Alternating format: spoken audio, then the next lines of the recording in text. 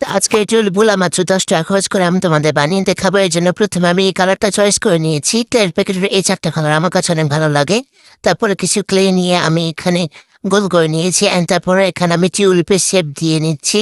তারপরে আমি কিছু ক্লে নিয়েছি অ্যান্ড এখানে আমি পাতা অ্যান্ড ডাল বানিয়ে নিয়েছি অ্যান্ড সবগুলোকে এখানে একসাথে অ্যাড করে দিলে আমাদের টিউলিপ রেডি হয়ে যাবে।